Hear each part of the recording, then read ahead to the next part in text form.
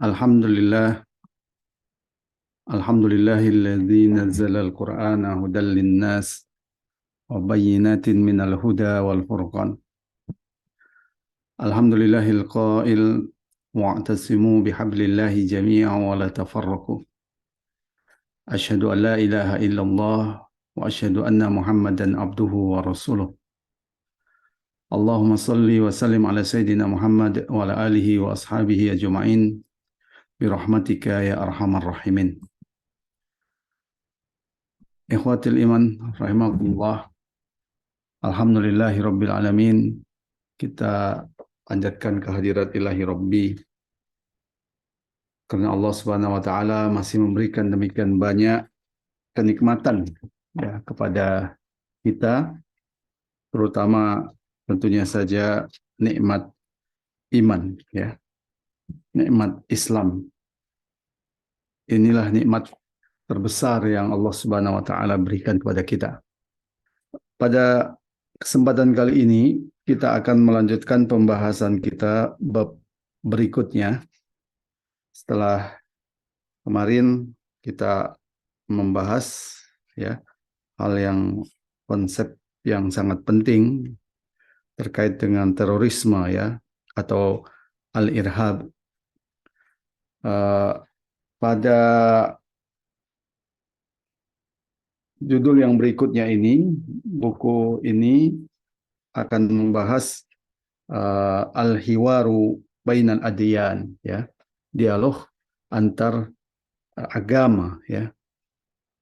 Jadi kalau kita lihat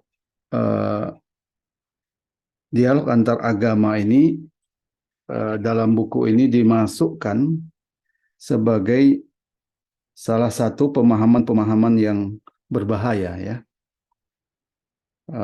untuk menyerang Islam.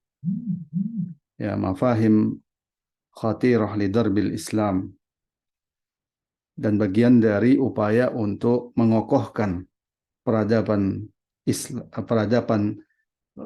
kapitalisme barat ya, wa tarkizil hadaratil gharbiyah. Tentu menarik ya kalau kita lihat kenapa al-hiwaru bainal adyan ini masuk ke dalam pemahaman yang berbahaya ya dalam buku ini, mafahim khatirah ya. Tentu bukan tanpa alasan ya. Kalau kita lihat dialog antar agama ini melakukan serangan sekaligus ya, baik secara pemikiran maupun secara politik ya. Jadi ide ini adalah ide yang berbahaya karena menyerang secara pemikiran dan juga menyerang secara politik. Menyerang secara pemikiran, bahkan menyerang pemikiran yang mendasar dalam Islam, yaitu akidah ya. Kita tahu akidah ini merupakan fondasi yang penting dari ajaran Islam. Karena itu adalah sangat penting bagi kita untuk memahami ya apa pemahaman yang berbahaya dari al-hiwaru bainal adyan ini, agar kemudian kita mengetahui hakikatnya dan kita memahami apa kekeliruannya dan apa pertentangannya dengan Islam, yang berikutnya kita bisa mensikapi dengan benar gitu ya. Pertemuan kita kali ini mungkin pertemuan yang sesi pertama dari bab ini ya, karena bab ini saya lihat cukup panjang gitu ya. Karena waktu kita yang juga terbatas ya, mungkin sekitar jam 9.15 atau 9.30 ya. Pertama, perlu kita pahami sebagaimana yang disebutkan dalam buku ini bahwa perintah dakwah kepada orang-orang kafir atau non-muslim, ini adalah merupakan perkara ya yang diwajibkan oleh Allah Subhanahu wa taala kepada umat Islam ya. Uh, Tugas ini telah dilaksanakan oleh umat Islam sejak perintah ini turun ya, selama berabad-abad ya, yaitu seruan kepada orang-orang kafir untuk agar mereka itu kemudian memeluk ajaran Islam. Uh, Tidak henti-hentinya ya kaum muslimin mengajak orang-orang selain Islam untuk kemudian uh, masuk Islam ya, baik golongan ahlul kitab ataupun golongan yang lain, misalkan orang-orang yang musyrik ya, bahkan yang ateis sekalipun gitu ya. Karena ini merupakan perintah Allah Subhanahu wa taala. Jadi mengajak manusia untuk kemudian memeluk ajaran Islam. Ini merupakan perintah yang diwajibkan oleh Allah Subhanahu wa taala. Sebagaimana firman Allah Subhanahu wa taala dalam Al-Qur'an, Allah Subhanahu wa taala berfirman, "A'udzubillahi minasyaitonir rajim. Ud'u ila sabili rabbika bil hikmah wal mau'izatil hasanah wajadilhum billati hiya ahsan." Serulah manusia ke jalan Tuhanmu dengan hikmah hujjah dan pelajaran yang baik, dan bantahlah mereka dengan cara yang baik.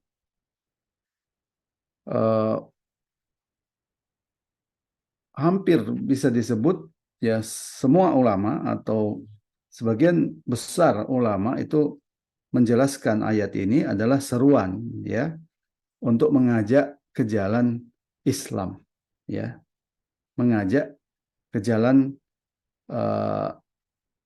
Tuhanmu itu adalah mengajak ke jalan Islam. Kita, ini catatan yang di luar buku ini ya. Kalau kita lihat dalam tafsir Al-Mawardi misalkan, disebutkan di situ ud'u ila sabili rabbika, yakni ila dini rabbika wa huwal Islam. Jadi seruan ya, suruhlah manusia ke jalan Tuhanmu dengan hikmah, hujah, dan pelajaran yang baik, dan bantahlah dengan cara yang baik. Yang dimaksud di sana adalah seruan kepada agama Tuhanmu, ya, agama Allah Subhanahu wa taala, wa huwal Islam. Demikian juga Imam Ibnu Katsir ya dalam tafsirnya juga menjelaskan hal yang sama dengan mengutip pernyataan Ibnu Jarir, wa huwa ma anzalahu alaihi minal kitabi was sunnah. Ya, ini adalah seruan mengajak ya makhluk manusia ke jalan Allah dengan hikmah, artinya mengajak ya dengan apa-apa yang Allah Subhanahu wa taala turunkan ya kepada manusia berupa Al-Qur'an maupun As-Sunnah gitu. Demikian juga kalau kita lihat dalam tafsir At-Tabari itu juga sama ya. Jadi ini merupakan seruan ila syari'ati rabbika allati syara'aha li khalqihi wa huwal Islam. Ini merupakan seruan kepada syariat Allah Subhanahu wa taala, di mana Allah telah mensyariatkan kepada hamba-hambanya wa huwal Islam, yakni Islam. Inilah yang kemudian kalau kita lihat dipahami oleh para ulama ya. Maka bisa kita simpulkan dakwah kepada lighairil muslimin, dakwah kepada selain umat Islam, hiya da'watun ila i'tinakil islami wa tarkil kufri, adalah dakwah yang mengajak mereka untuk memeluk ajaran Islam dan meninggalkan kekufuran. Jadi alangkah gharibnya ya, alangkah asingnya, bahkan alangkah anehnya kalau kemudian ada yang berupaya untuk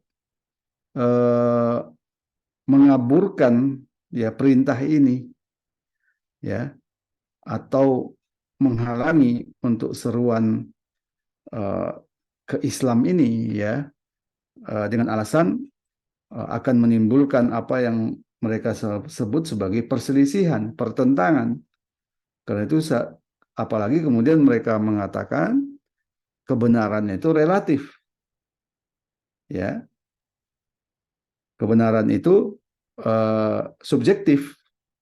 Nah, seruan atau pernyataan-pernyataan seperti ini adalah pernyataan-pernyataan yang tentu saja bertentangan dengan perintah Allah Subhanahu wa taala, yang ini merupakan perintah yang tegas, ya, jelas, qat'i, yang tidak ada keraguan sedikit pun di dalamnya. Ini pula lah yang dilakukan oleh Rasulullah Sallallahu Alaihi Wasallam ketika Rasulullah Sallallahu Alaihi Wasallam mengirim surat, ya, kepada raja-raja sekitar Daulah Islam yang pada waktu itu berpusat di Madinah. Misalkan kepada Raja Romawi Heraklius. Apa yang diseru oleh Rasulullah SAW adalah seruan agar Raja Romawi ini memeluk ajaran Islam. Ya, fa inni ad'uka bidi'ayatil islami aslim taslam yu'tikallahu ajraka marratain fa in tawalaita fa inna 'alaika ismal arisiyin. Sesungguhnya aku berseru kepadamu dengan seruan Islam. Masuk Islamlah kamu. Ya, niscaya kamu akan selamat. Allah akan memberikan 2 pahala kepadamu. Tapi jika kamu berpaling, maka kamu akan menanggung dosa para petani atau rakyatmu, ya. Jadi ini jelas seruan Rasulullah SAW adalah seruan mengajak masuk Islam bagi orang-orang non-Muslim. Sementara kalau kita lihat dalam dialog antar agama ini, seruan-seruan seperti itu adalah seruan-seruan yang harus dihindari. Ya. Kenapa? Karena bisa menimbulkan perselisihan. Nah, itu kan asumsi mereka seperti itu. Bisa menimbulkan perselisihan.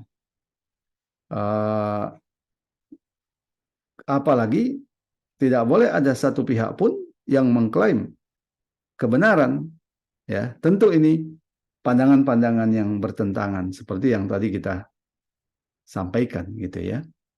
Maka bisa kita simpulkan bahwa dialog antar agama ini adalah ide barat yang keji dan asing dan tidak ada asal usulnya di dalam Islam, ya. Fahuwa fikratun gharibatun khabisatun, ya, la asla laha fil Islam. Jadi ini adalah pemikiran yang gharibah, yang asing, ya, tidak ada asal usulnya sama sekali di dalam Islam, yang juga keji karena akan menghalangi orang untuk mendapatkan hidayah Islam. Ya, kalau tidak ada yang menyerukan ajaran Islam, maka itu kan berarti akan menghalangi manusia untuk mendapatkan hidayah Islam, kan? Dan tidak ada asal usulnya sama sekali di dalam Islam. Seperti itu. Sebab ide ini menyerukan untuk mencari titik temu bersama di antara agama-agama.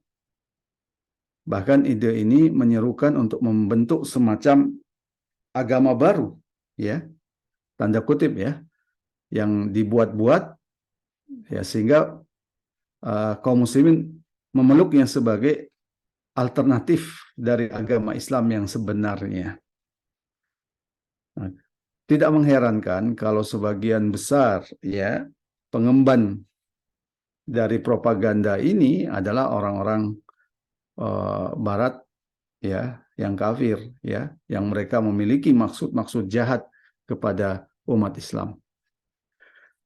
Dan sejarah dialog antar agama ini sesungguhnya sejarah yang panjang. dalam catatan di buku ini telah muncul pada tahun 1932, ya, jadi setelah keruntuhan khilafah tahun 1924. Jadi ide ini muncul secara internasional pada tahun 1932 ketika Perancis, kita tahu Perancis ini adalah negara pengusung sekularisme, ya, yang bisa disebut mbahnya sekularisme, begitu ya. Jadi di antara negara-negara Barat yang paling sekuler, ya, karena uh, merupakan penggagas sekularisme, banyak pemikir-pemikir mereka itu merupakan penggagas sekularisme, bahkan terjadi revolusi Prancis yang intinya itu adalah revolusi uh, yang tidak bisa dipisahkan dari kemunculan sekularisme. Ini mengutus delegasinya untuk berunding dengan tokoh-tokoh ulama Al-Azhar tentang gagasan penyatuan tiga agama, yaitu Islam, Kristen, dan Yahudi. Nah, kemudian tahun 1933 kegiatan ini ditindaklanjuti dengan berbagai konferensi, antara lain konferensi Paris yang dihadiri oleh orientalis dan misionaris, ya, dari berbagai universitas di Inggris, Swiss, Amerika, Italia, Polandia, Spanyol, Turki, dan lain-lain. Tampaknya mereka berupaya untuk membangun basis-basis pemikirannya, ya. Tahun 1936 diadakan konferensi agama-agama sedunia, ya, sebelum Perang Dunia Kedua, ya, karena Perang Dunia Kedua ini membuat, ya, sibuk negara-negara Eropa untuk menyelenggarakan konferensi-konferensi yang serupa, ya, karena Perang Dunia Kedua ini sesungguhnya perang di antara negara-negara Eropa, ya, yang kemudian diklaim sebagai Perang Dunia Kedua. Memang dampaknya adalah bersifat global, ya, karena negara-negara Eropa itu sebagian besar adalah negara-negara besar, ya. Kemudian pada tahun 1964 Paulus ke-6 itu menulis sebuah risalah yang menyerukan dialog antar agama. Tahun 1969 Vatikan menerbitkan sebuah buku yang berjudul Alasan Dialog antara kaum muslimin dan kaum Kristiani, ya. Panjang tahun 70-an, 80-an telah diadakan berbagai pertemuan. Dicatat dalam buku ini ada 13 pertemuan. Demikian juga tahun 74, tahun 79, ya. Dan tahun 1993 ini maksudnya, ya. Dilakukan di Yordania, 1994 dilakukan di Khartoum, 1995 ya dilakukan di Stockholm dan di Amman, Yordania, 1996 di Yordania, ya. Dan ini terus berlangsung hingga saat ini, ya.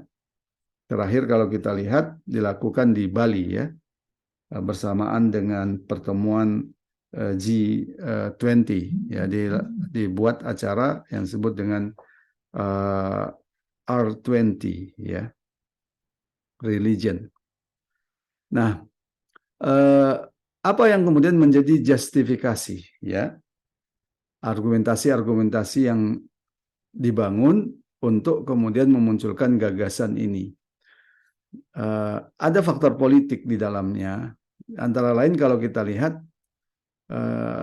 di saat Perang Dingin, ya, pada waktu itu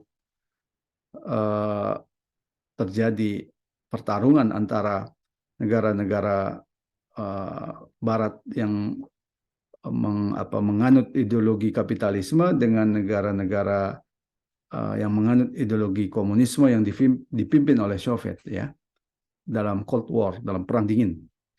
Nah, justifikasi itu muncul, ya, dengan alasan membendung kekufuran dan ateisme yang terwujud dalam negara Uni Soviet sebelum negara ini runtuh. Jadi ini bagian dari politik luar negeri Amerika saat itu yang sering disebut dengan containment policy, ya, atau politik pembendungan terhadap komunisme. Dan ini juga menjadi alasan, ya, sebab komunisme dipandang sebagai ajaran ateis yang bertentangan dengan agama-agama samawi ya, termasuk peradabannya. Ini digunakan menjadi alasan. Kemudian juga muncul alasan keprihatinan terhadap umat manusia dan pembelaan terhadap orang-orang yang beriman di muka bumi. Di samping itu muncul dari upaya mencari kebenaran ya yang harus dipandang relatif atau nisbi, sehingga tidak boleh seorang pun yang memonopoli kebenaran. Lantas kebenaran itu bagaimana? Kebenaran itu harus tunduk pada kaidah demokrasi, yaitu pendapat mayoritas merupakan pendapat yang paling dekat dengan kebenaran. Ya, karena itu ketika umat Islam menganggap agamanya paling benar, itu dianggap suatu hal yang salah. Inna dina indallahil Islam itu dianggap sebagai yang salah. Ya, karena kebenaran itu relatif.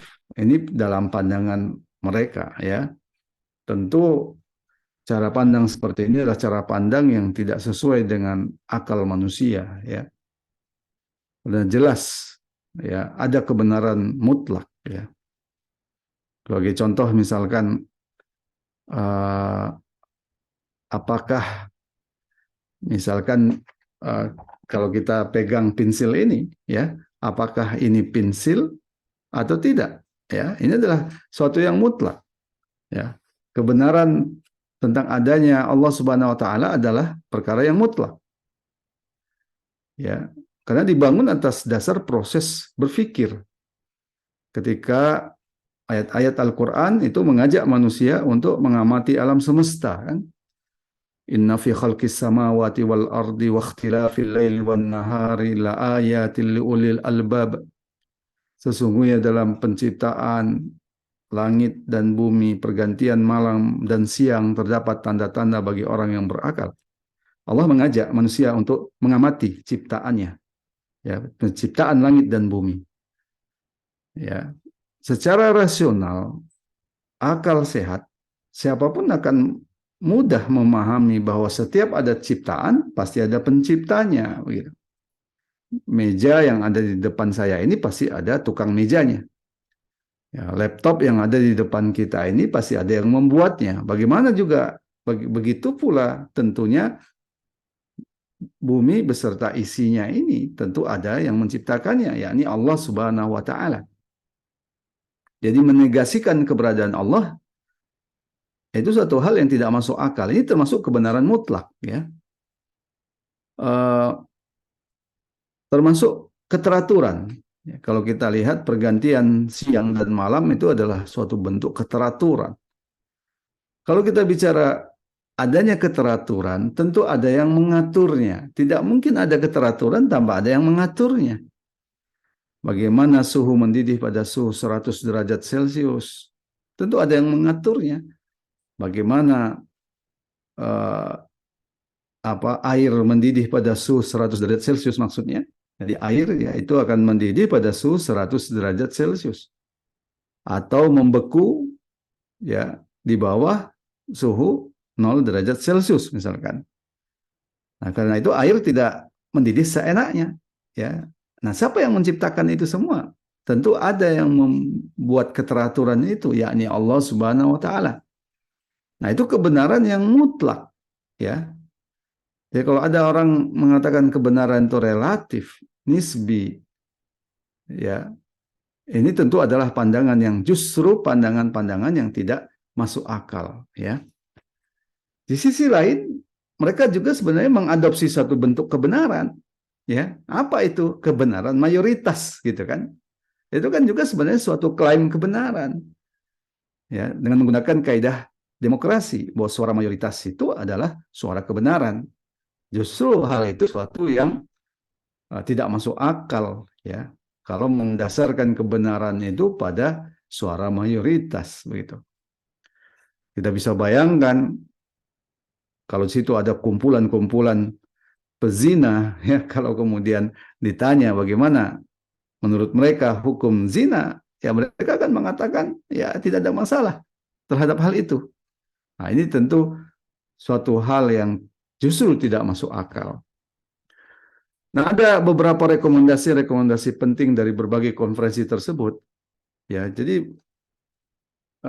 buku ini saya lihat luar biasa ya, meskipun ditulis tahun berapa ini, ya, eh, cukup lama, di sini tidak disebutkan ya. Di tahun 1998 ya, jadi diterbitkan pada tahun 1419 Hijriah atau tahun 1998. Tapi beberapa rekomendasi-rekomendasinya itu masih berjalan, masih aktual hingga sekarang.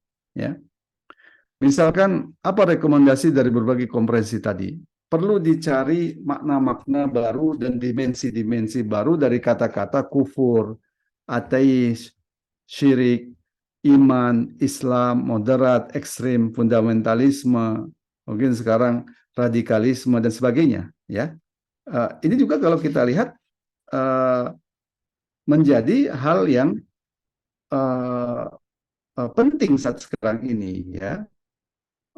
Sampai-sampai ada yang mengatakan ya tidak pantas kalau sekarang ini muncul kata-kata kafir harus diganti dengan non-muslim dan sebagainya begitu ya. Padahal kata-kata kafir itu adalah kata-kata yang di dalam Al-Qur'an gitu kan. Ini sebenarnya bagian dari upaya perang istilah ya untuk memberikan makna-makna baru, dimensi makna-makna dan dimensi baru untuk kata-kata yang sebenarnya itu sudah merupakan kata-kata yang dipahami sejak dulu oleh para ulama kita ya tentang iman kafir itu kan suatu hal yang jelas gitu ya. Tapi ini kemudian berusaha direduksi ya, uh, diperhalus dan sebagainya ya dengan berbagai alasan ya, bisa kata kafir diganti dengan non muslim begitu kan. Padahal di dalam Al-Qur'an itu ada surat Al-Kafirun kan begitu. Nah, ini yang kemudian uh, merupakan rekomendasi penting karena kata itu sangat berpengaruh ya. Karena dalam Islam satu istilah itu mengandung pengertian ya.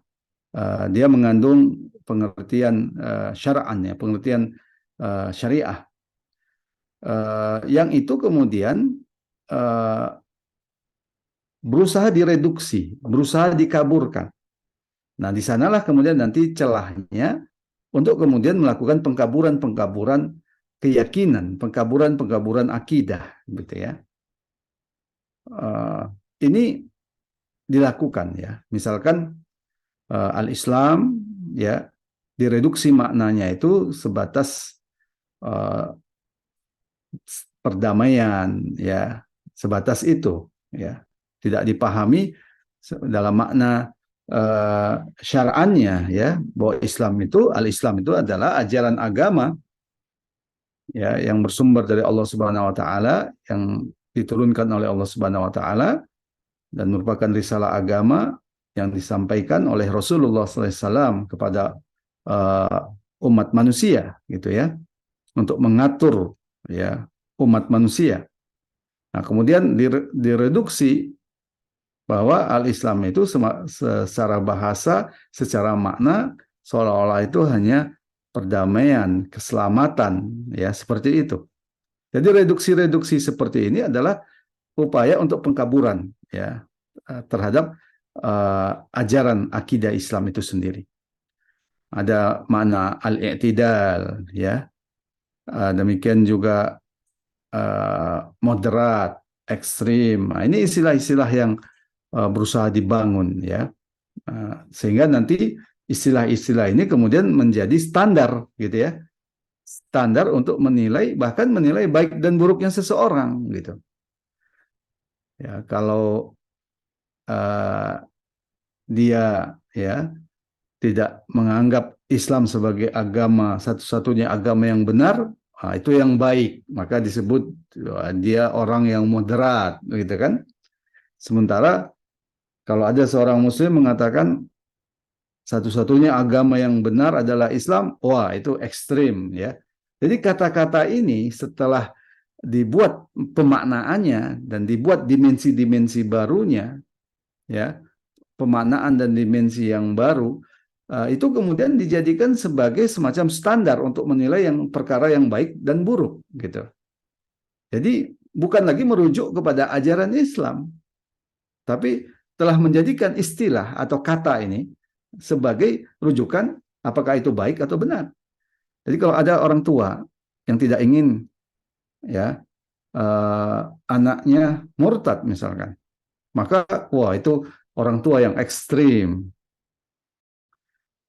Tapi kalau orang tua yang tidak ada masalah kalau anaknya murtad, ya, maka wah itu sikap yang moderat misalkan. Nah, ini pandangan-pandangan yang dibangun, ya, langkah-langkah yang rekomendasi-rekomendasi yang dilakukan, ya.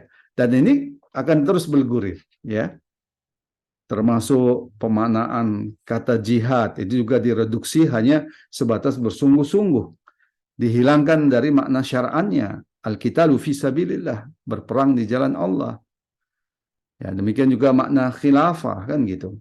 Di samping direduksi ya dalam makna yang sebenarnya juga dilakukan kriminalisasi terhadap istilah khilafah ya agar kaum muslimin takut kepada ajaran khilafah ini kan. Padahal khilafah adalah merupakan bagian dari ajaran Islam.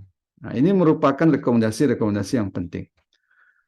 Kemudian berupaya dicari titik temu dari ketiga agama, ya,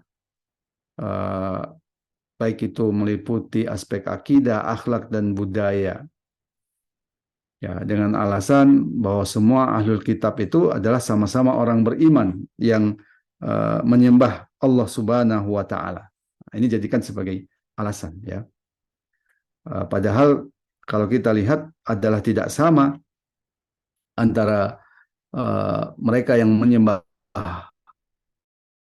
manusia yang menyembah Allah Subhanahu wa taala semata sebagai satu-satunya Tuhan yang disembah dengan mereka yang menyembah berhala atau mereka yang menganggap Tuhan itu lebih dari satu misalkan. Ya, tentu sangat-sangat berbeda gitu.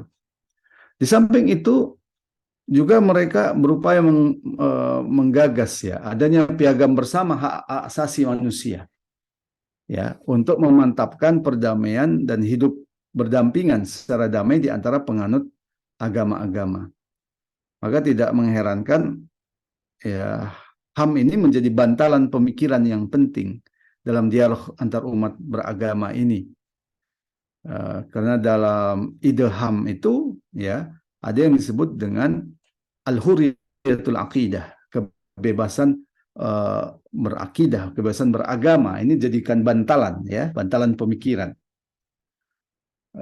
Suatu pemikiran yang bertentangan dengan Islam. Islam memang tidak memaksa orang untuk memeluk ajaran Islam ya.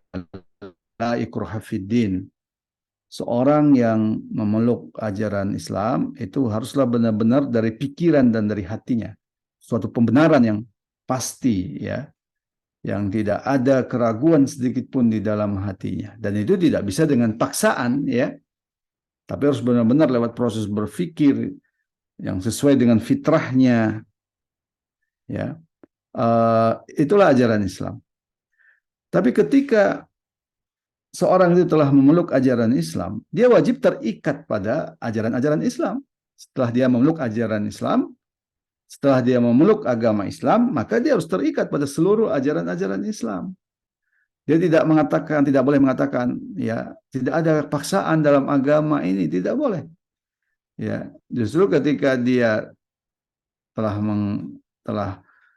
bersyahadah, ya, bahwa tidak ada Tuhan selain Allah dan Muhammad adalah Rasulullah, maka dia harus tunduk kepada seluruh perintah Allah Subhanahu wa taala. Ya, harus tunduk kepada apapun yang dibawa oleh Rasulullah Shallallahu alaihi wasallam. Termasuk tidak boleh kemudian seenaknya keluar dari ajaran Islam, keluar dari agama Islam, murtad. Karena itu dalam Islam itu ya ada sanksi bagi orang yang murtad. Man badala dinahu faqatuluhu. Jadi barang siapa yang mengganti agamanya, sanksinya itu sangat keras ya, hukuman mati.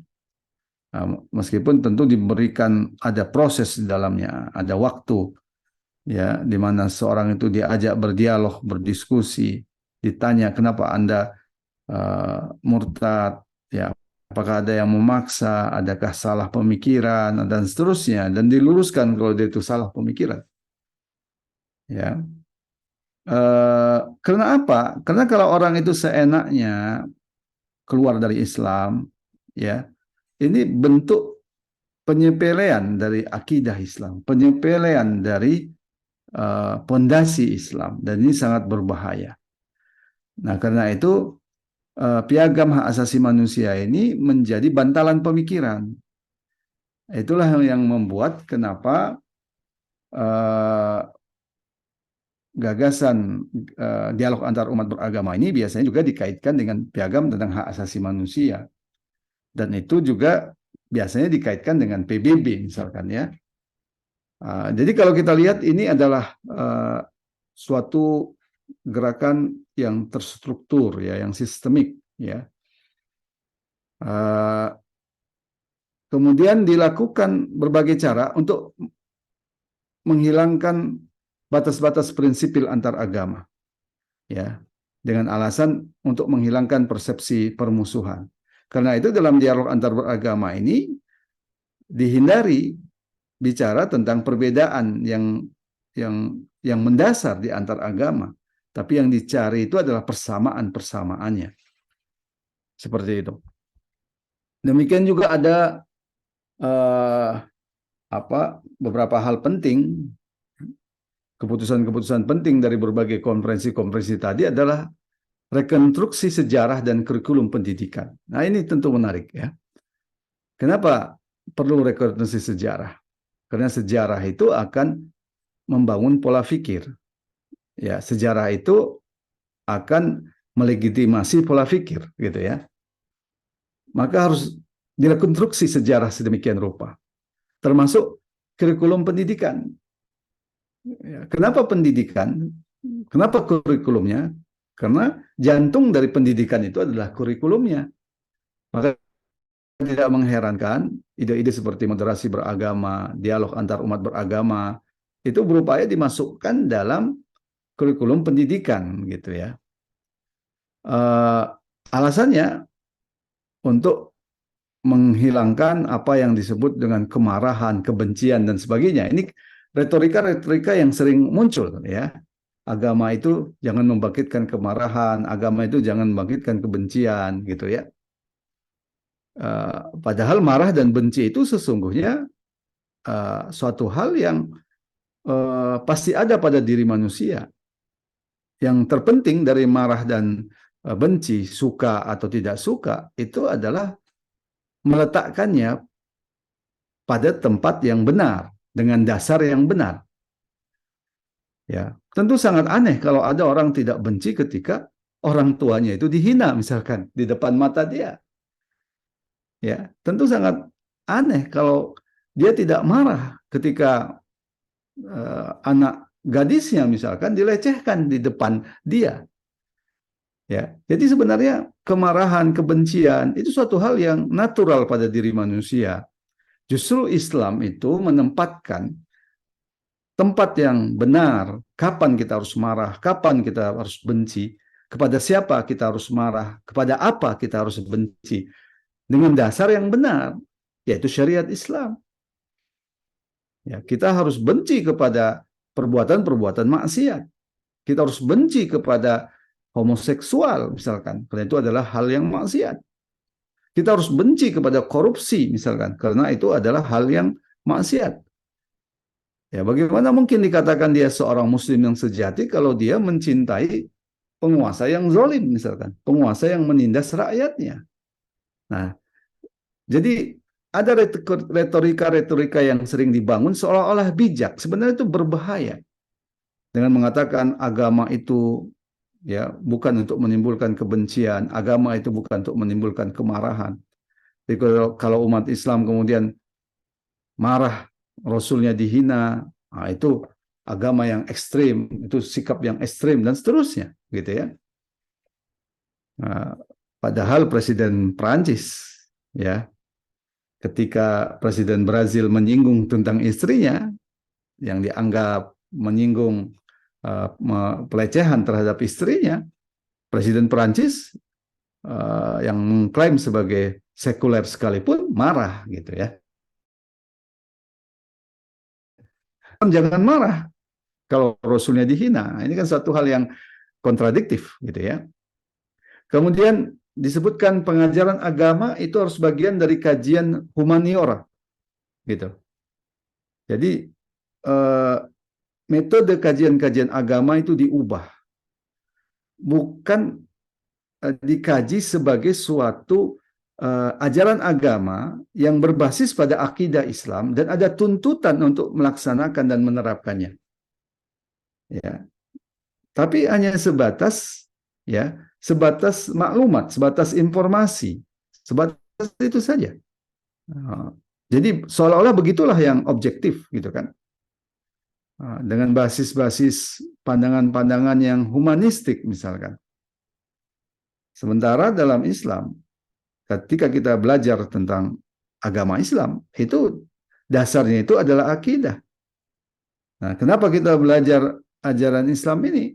Untuk dilaksanakan, ya, bukan sebatas kajian-kajian yang sifatnya humaniora atau kemanusiaan, gitu ya, atau sekedar maklumat saja, pemahaman-pemahaman saja, tidak ada dorongan untuk melaksanakannya.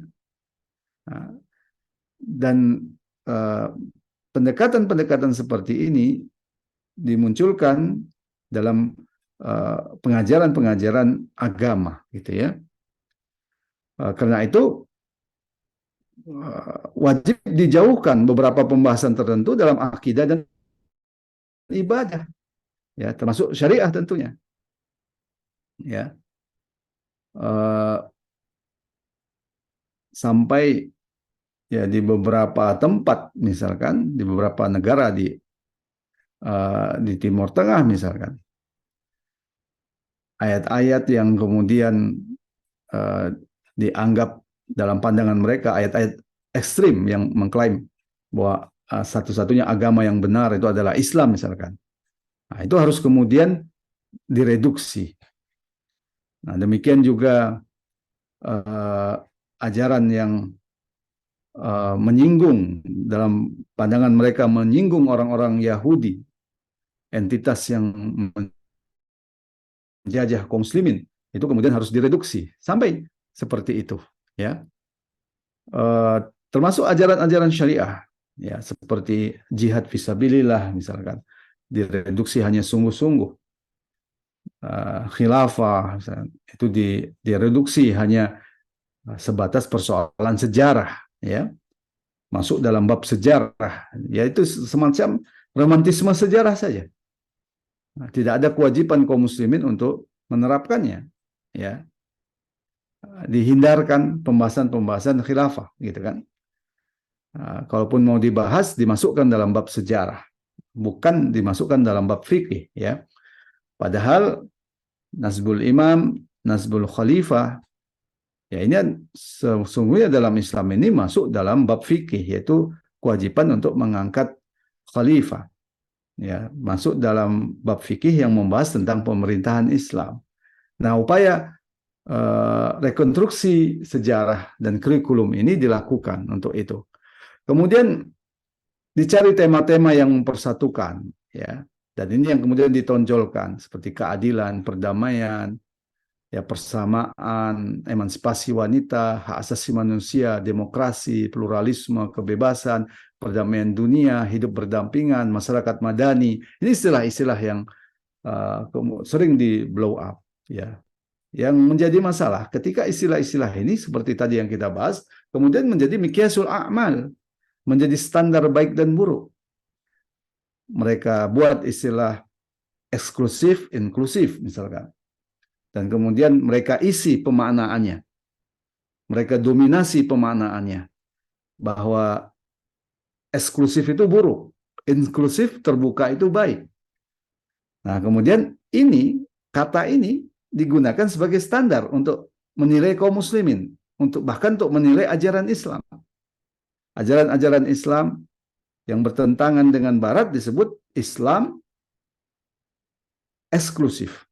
Sementara ajaran-ajaran Islam yang sejalan dengan Barat disebut Islam inklusif, terbuka. Nah, jadi ini perang istilah ini terus berlangsung ya hingga saat sekarang ini.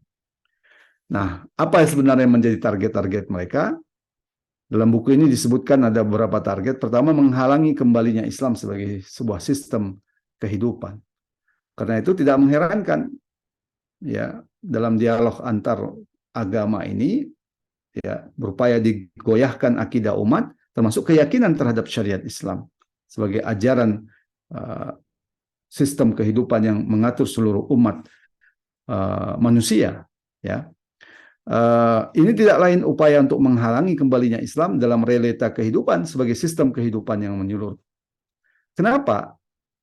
Karena ini akan mengancam ideologi dan peradaban kapitalisme. Jadi kalau kita lihat ya dialog antar agama, moderasi beragama, isu-isu radikalisme ini tidak jauh daripada kepentingan mempertahankan eksistensi penjajahan Barat di dunia Islam. Ya, karena mereka tahu ya eksistensi penjajahan kapitalisme itu akan terganggu kalau di tengah-tengah umat Islam muncul kesadaran untuk menerapkan seluruh syariat Islam sebagai cerminan dari akidah mereka, ya, sebagai konsekuensi dari akidah mereka. Karena itu mereka kemudian membangun ya serangan ya terhadap istilah-istilah dalam fikih yang itu mereka anggap membahayakan ideologi mereka seperti jihad fisabilillah, khilafah, syariah dan seterusnya ya.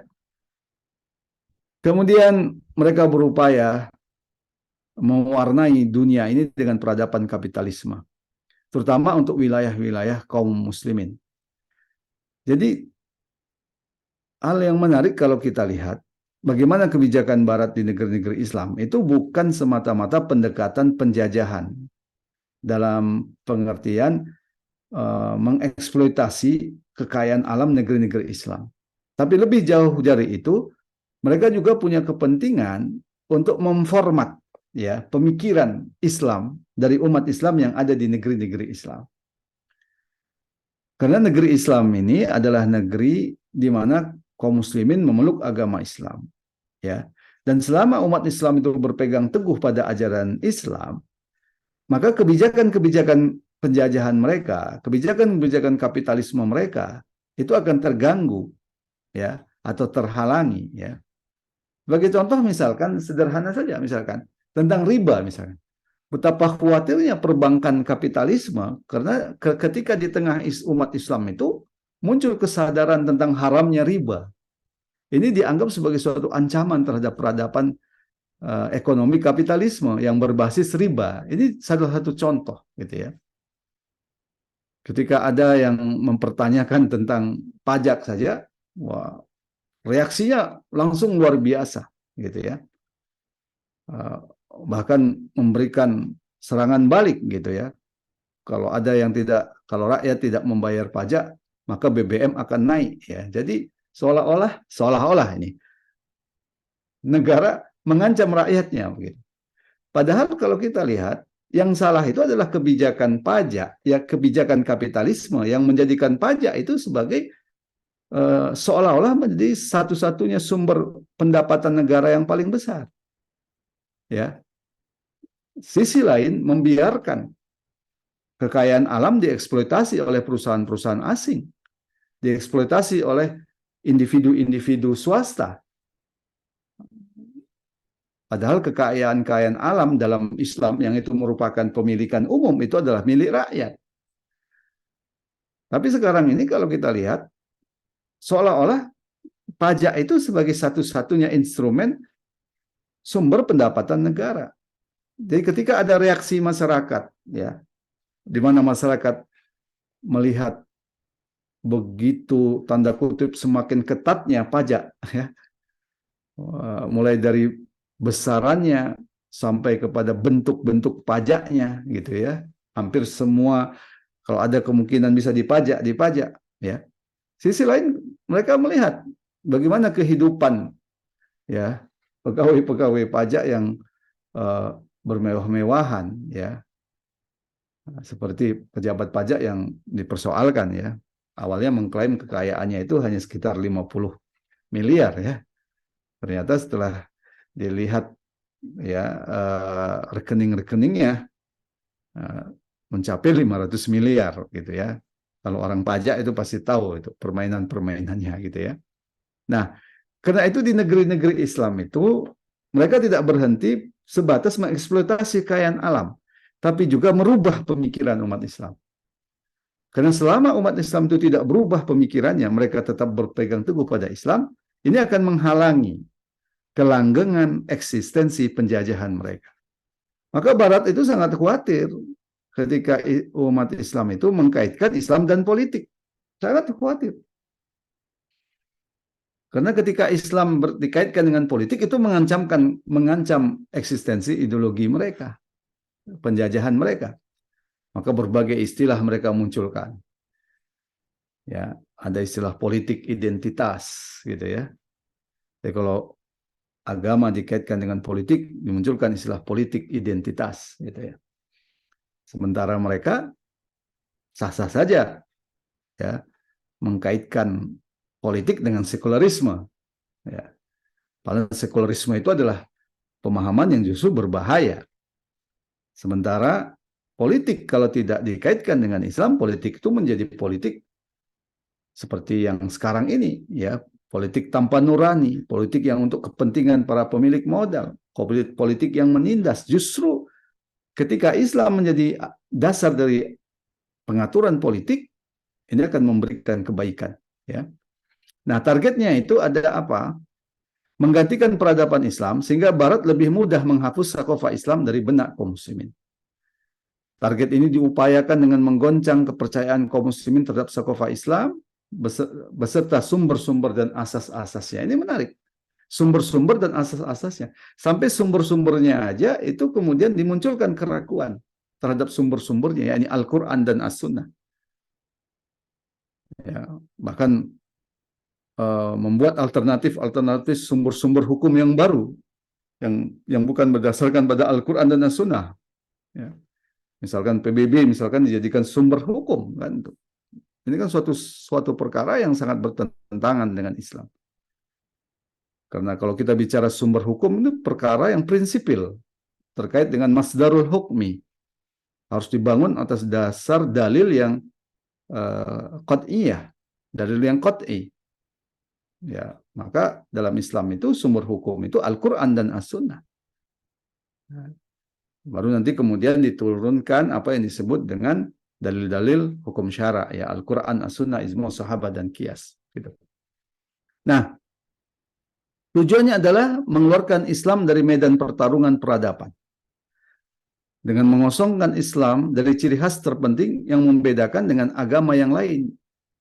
Ya, apa yang membedakan Islam dengan agama yang lain itu karena ada aspek politiknya. Ya. Aspek politik dari Islam ini merupakan konsekuensi dari ajaran Islam itu sendiri. Karena ajaran Islam itu mengatur seluruh aspek kehidupan.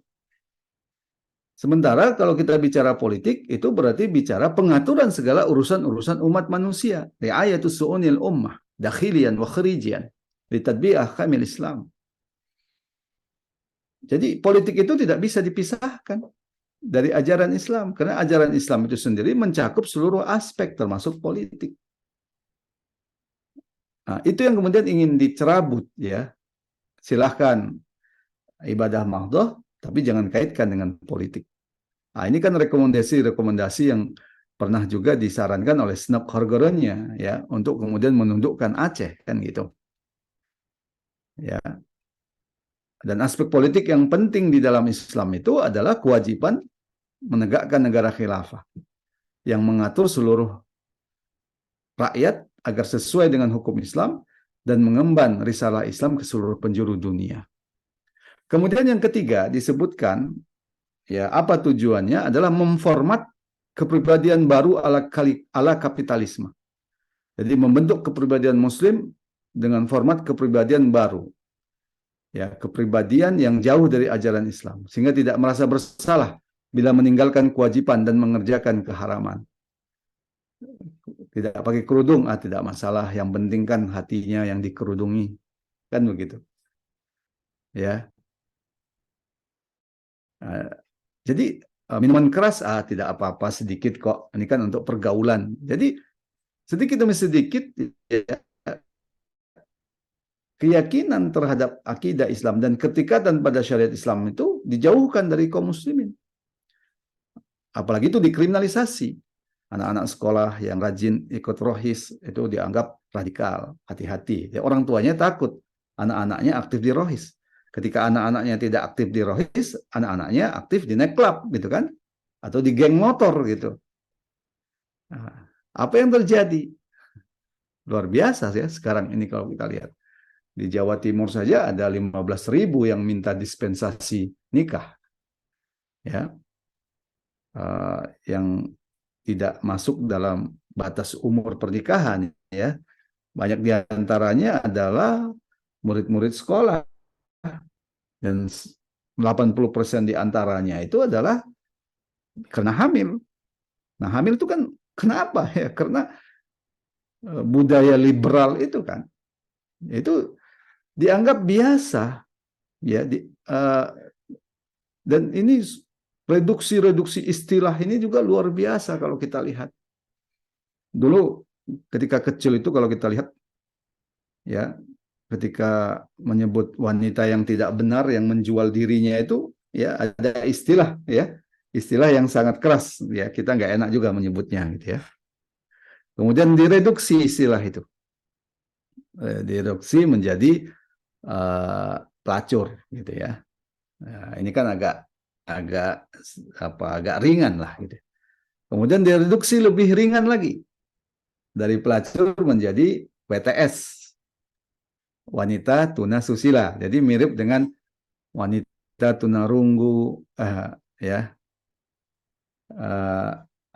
seolah-olah sama dengan tunarunggu, seolah-olah ini ya, seolah-olah sama dengan uh, apa tunadaksa dan sebagainya. Ada ya tunadaksa ya istilahnya ya.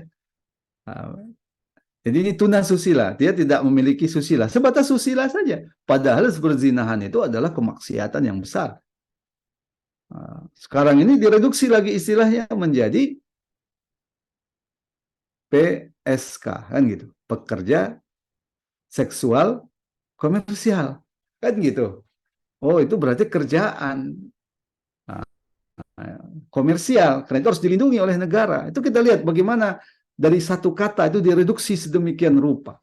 Nah, ini kan untuk memformat kepribadian tadi, seolah-olah tidak merasa bersalah, ya, seolah-olah melakukan keharaman itu gampang, kan gitu. Nah, kemudian merusak perasaan Islam pada seorang Muslim dan membunuh giroh mereka, ya. Jadi kalau ada yang semangat membela Rasulullah, hati-hati, itu ekstrim tuh, hati-hati, ya, kan begitu. Ada yang semangat membela Al-Quran, oh Anda itu radikal, gitu. Nah, sementara ekstrim dan radikal istilah yang sudah dibangun dan kemudian diisi dengan negatif dan itu dijadikan untuk alat ukur, gitu kan? Itu yang terjadi. Kemudian melenyapkan ketahanan budaya umat Islam, ya.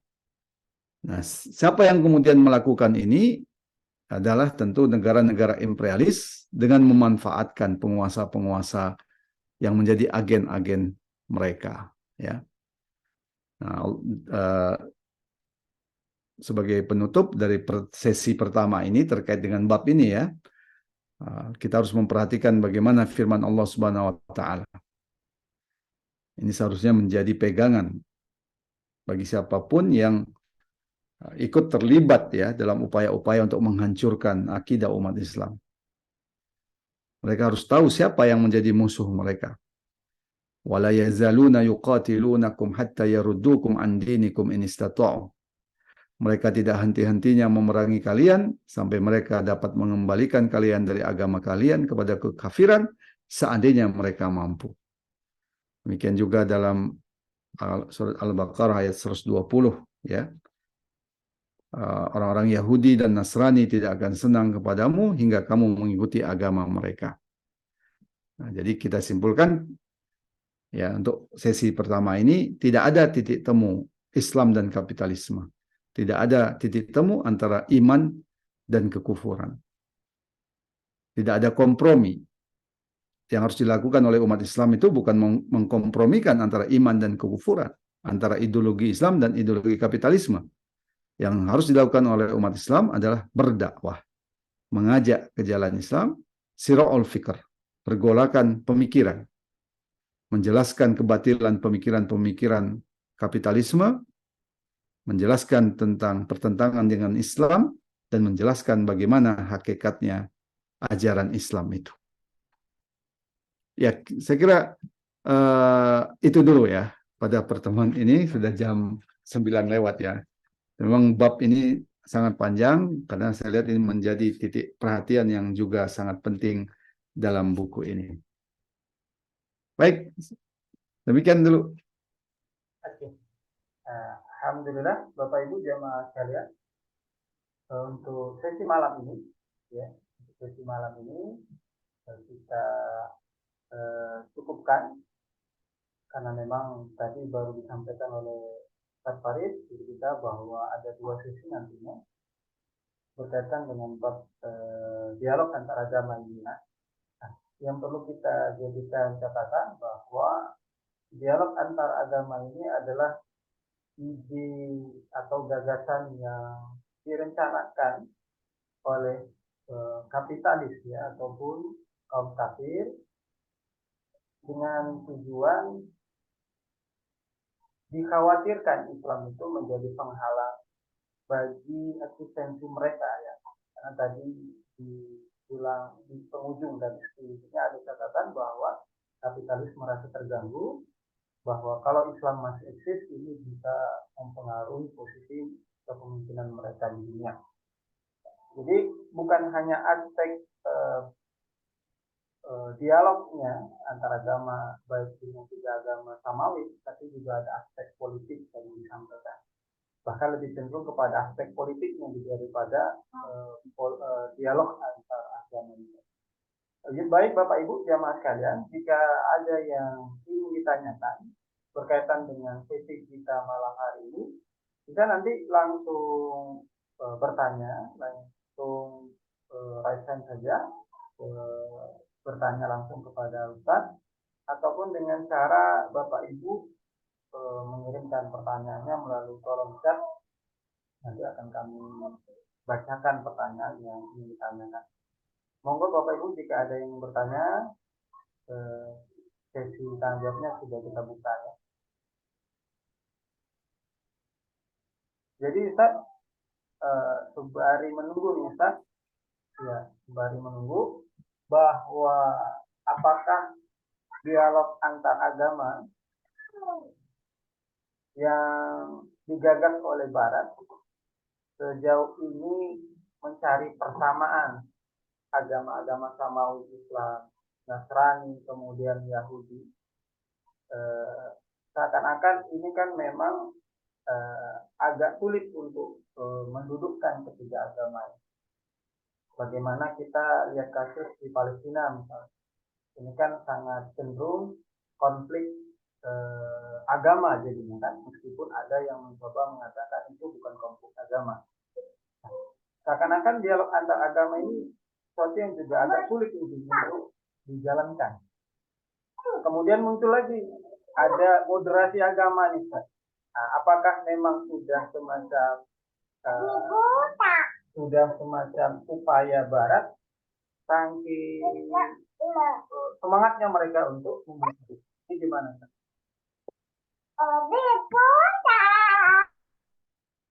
Ya.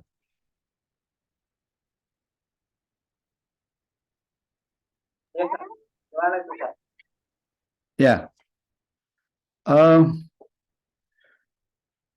Justru dengan Islam lah konflik-konflik antar agama itu bisa dihilangkan, gitu ya.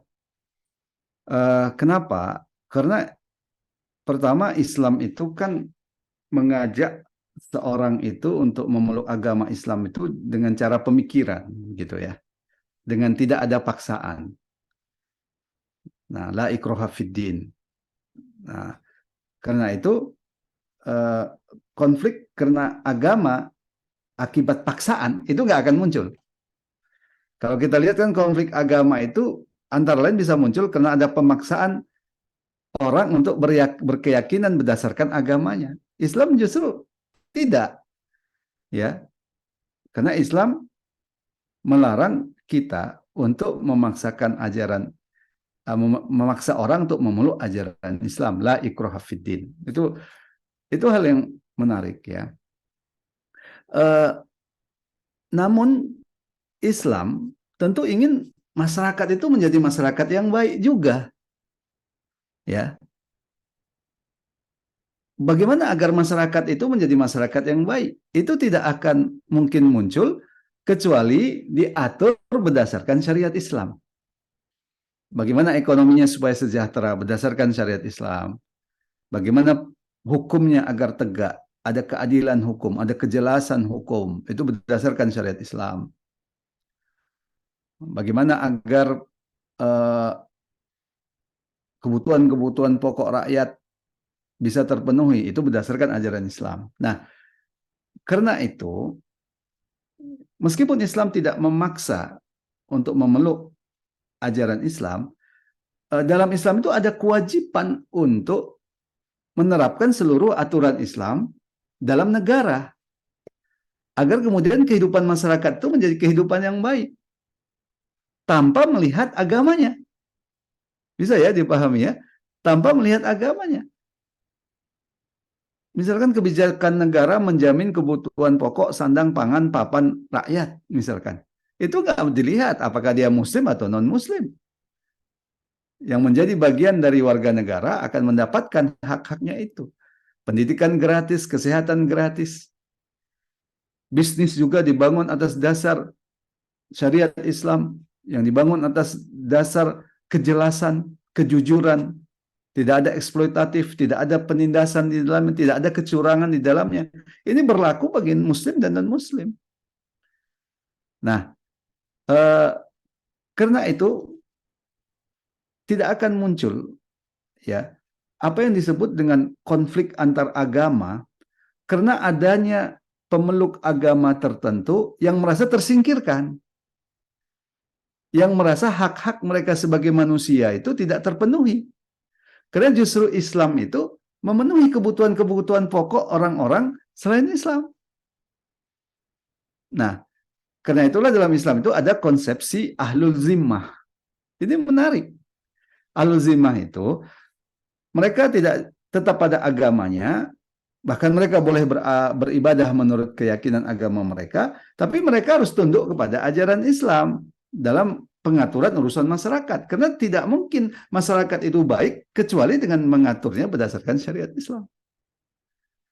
Karena itu tidak akan muncul klaim konflik antar agama yang didasarkan karena penindasan, ya, misalkan penindasan orang Islam terhadap orang non-Islam, gitu kan? Tidak akan terjadi itu. Nah, tidak mengherankan secara historis, ini tidak bisa terbantahkan bahwa di mana syariat Islam itu diterapkan di bawah naungan, ada orang-orang kafir yang masuk dalam ahlu zimmah yang mereka itu justru merasa dilindungi, hak-hak mereka terjamin, mereka boleh beragama, beribadah sesuai dengan keyakinan mereka. Nah, karena itu sungguh aneh ketika ada yang mengatakan kalau umat Islam menyerukan ajaran Islam, ini muncul konflik agama. Itu tidak akan terjadi. Konflik-konflik yang diklaim sebagai konflik agama itu justru direkayasa oleh pihak-pihak kapitalis, ya, agar menghalangi manusia untuk mendapatkan hidayah. Ini harus kita pahami dengan klaim konflik agama. Padahal apa yang mereka klaim sebagai konflik agama itu sebenarnya bersumber dari kegagalan kapitalisme. Perang-perang di dunia, yang disebut perang dunia, itu kan bukan berawal dari apa yang disebut dengan konflik agama, kan? Misalnya perang dunia pertama, perang dunia kedua, itu kan perang yang muncul karena kerakusan para kapitalis ini. Perang antar sesama mereka yang mengorbankan rakyat mereka sendiri, kan gitu. Nah, jadi kita harus secara jernih ya menempatkan konflik-konflik agama ini, karena konflik agama ini memang suatu yang sering dimunculkan ya untuk membuat kaum muslimin bungkam terhadap kewajiban untuk mengajak masuk Islam itu dengan alasan nanti konflik gitu ya. Nah, kan begitu. Padahal kalau tidak dipaksa dan Islam tidak memaksa, tidak akan muncul konflik. Kalau kemudian hak-hak rakyat terpenuhi, baik itu muslim atau non-muslim, tidak akan muncul konflik. Kalau kemudian orang-orang non-muslim boleh beribadah menurut agamanya mereka masing-masing, nggak akan muncul konflik. Ya. Dan itu hanya bisa terwujud di bawah naungan syariat Islam. Nah, ini yang memang penting kita jelaskan ya, karena ada upaya-upaya pengkaburan-pengkaburan atau ada cara berpikir ya, itu sebenarnya cara berpikir khas Barat yang itu kemudian dicangkokkan terhadap umat Islam. Nah, cara khas berpikir Barat itu kan mereka punya pengalaman buruk ya, ketika agama itu berkuasa di era kegelapan Eropa kan gitu. Ketika itu raja berselingkuh dengan pendeta, kira-kira begitulah bahasa kasarnya, dan menindas rakyat. Ini kan pengalaman khas peradaban Barat di era kegelapan. Itu kemudian dicangkokkan ke dalam peradaban Islam.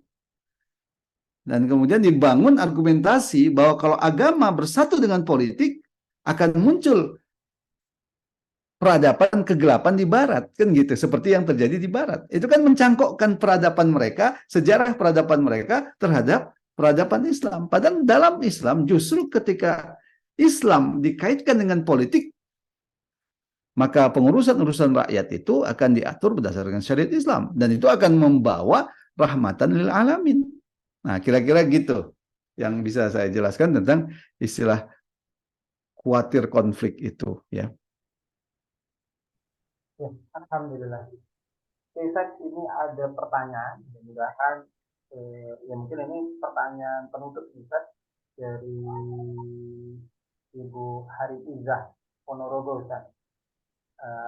Apa Ustaz mohon pencerahan bagaimana kita memahamkan kepada tokoh bahwa hubungan kaum muslim dengan kafir barat harbi hanyalah perang, tapi dengan cara yang sistematis Ustaz. Nah, jazakallah. Ya. Hal yang terpenting itu sebenarnya menanamkan akidah. Ya. Bahwa konsekuensi akidah mereka, konsekuensi akidah seorang muslim itu adalah wajib terikat pada syariat Islam. Nah, kalau nggak tertanam ini, apapun yang dijelaskan itu ada kemungkinan ditolak.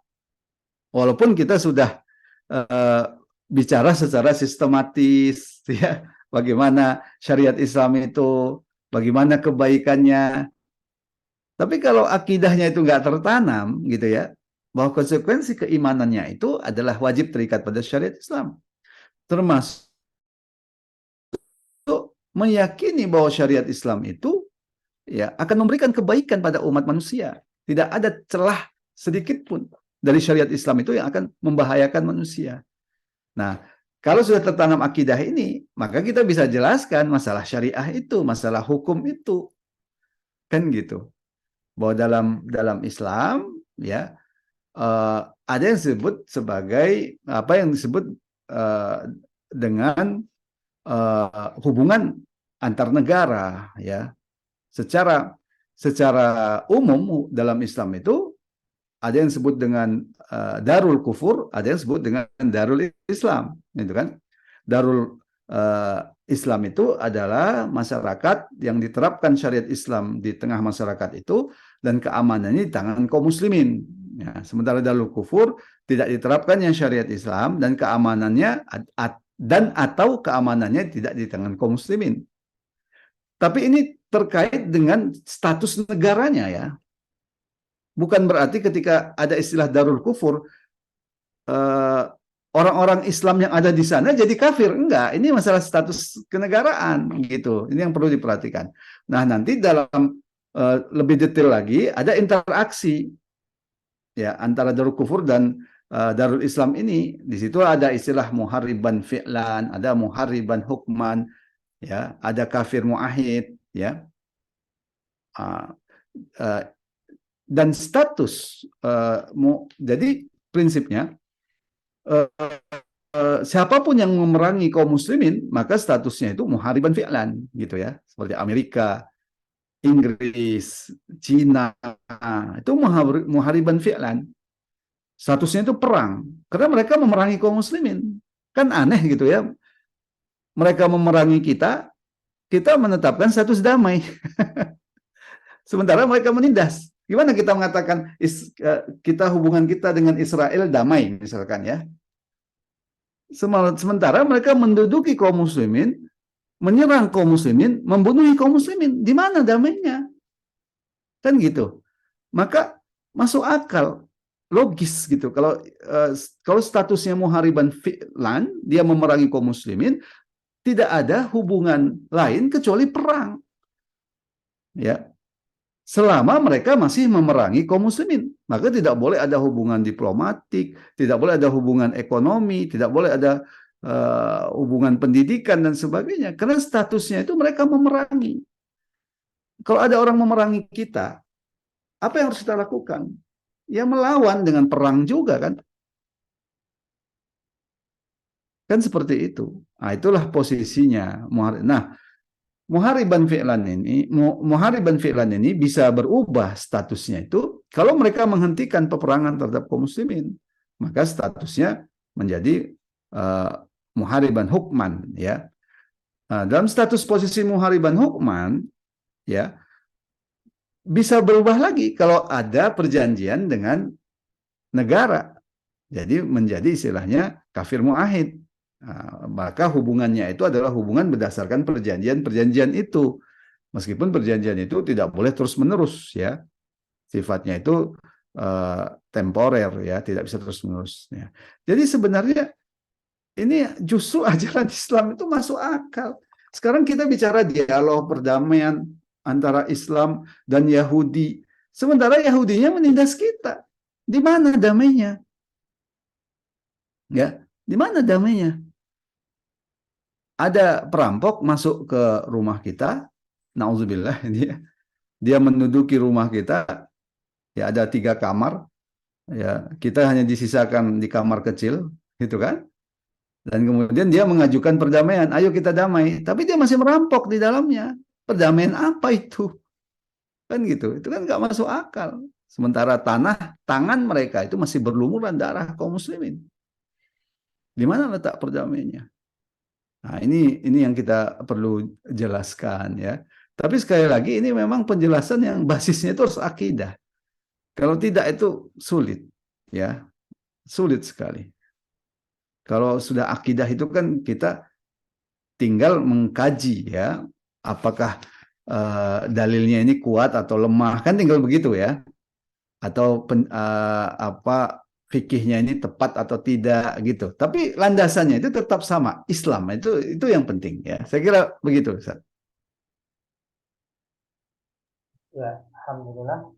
Jadi kita dapat tips ya dari Ustaz, bertemu dengan kontakan-kontakan kita atau tokoh-tokoh yang kita berdiskusi berkaitan dengan seputar membangun hubungan dengan negara kafir, ya, harus mendahulukan dengan pendekatan akidah dari kita ya.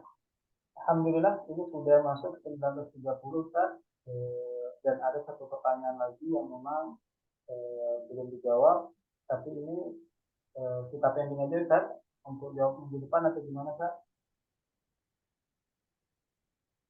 Ya, saya kira ini pengantar awal ya. Maksudnya dari bab ini masih ada panjang lagi ke belakang. Insya Allah nanti akan kita lanjutkan dalam pertemuan berikutnya. Jadi bab ini membahas apa gagasan-gagasan penting dari dialog antar agama ini, apa yang menjadi latar belakangnya, dan apa yang menjadi tujuan-tujuannya. Saya kira itu sangat penting untuk kita pahami, seperti yang tadi sudah kita jelaskan, karena polanya ini berulang. Ya, polanya berulang. Seperti sekarang muncul ada jangan sebut kafir, ya. Nah, ini kan sebenarnya perang istilah yang itu sudah sejak lama gitu kan. Kemudian kita harus berpegang pada piagam PBB, piagam hak asasi manusia kan gitu sebagai sumber hukum. Ini sebenarnya gagasan-gagasan lama. Dan tidak ada gagasan ini yang perlu kita catat ya, bersumber dari Islam sama sekali, tidak ada. Nah, gagasan itu kan bisa dilacak, ya, bisa dilacak akar pikirannya itu di mana. Ini akar pemikiran yang tidak ada gagasannya muncul dari Islam. Justru ini adalah gagasan yang muncul untuk kepentingan kapitalisme Barat. Ya, saya kira begitu, Ustaz. Ya, alhamdulillah. Jadi pernyataan tadi sebagai closing statement kita untuk kajian malam hari ini, insya Allah di